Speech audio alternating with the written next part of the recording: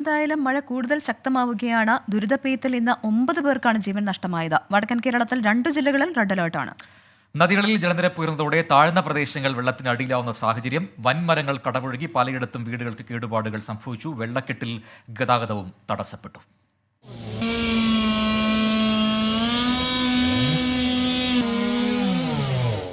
കണ്ണൂരിൽ വെള്ളക്കെട്ടിൽ വീണാണ് 2 പേർ മരിച്ചത്. മട്ടന്നൂർ കോളേജ് സ്വദേശിനി കുഞ്ഞാമിന, ചൊക്കളി ഒളിവിലും സ്വദേശി ചന്ദ്രശേഖരൻ എന്നിവരാണ് മരിച്ചത്. വയനാട് പുൽപ്പള്ളിയിൽ പൊട്ടിവീണ വൈദ്യുതി ലൈനിൽ നിന്നും ഷോക്കേറ്റ് ചീയമ്പം കോളനിയിലെ സുധനാണ് മരിച്ചത്.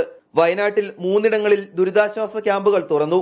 കോഴിക്കോട് കക്കയത്ത് 229 മില്ലിമീറ്റർ മഴയും പെരുവണ്ണാമുഴിയിലും കുന്നമംഗലത്തും 100 മില്ലിമീറ്ററിന് മുകളിലുമാണ് മഴ ലഭിച്ചത്.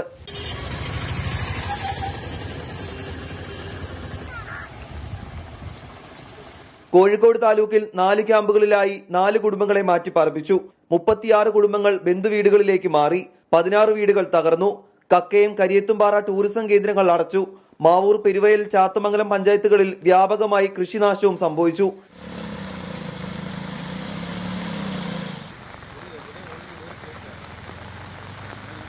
ചെറുവണ്ണൂരിൽ വളർത്തുപക്ഷികളെ വിൽക്കുന്ന കെട്ടിടം തകർന്ന് 3 പേർ പരിക്കേൽക്കാതെ രക്ഷപ്പെട്ടു.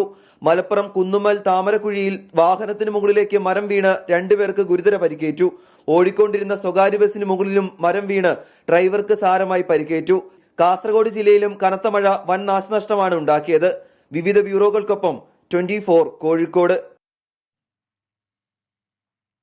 അപ്പോൾ ശക്തമായ മഴയുണ്ട്. വടക്കൻ ജില്ലകളിലാണ് മഴ കനത്ത് പെയ്തത്, അല്ലെങ്കിൽ ഇപ്പോഴും പെയ്തുകൊണ്ടിരിക്കുന്നത്.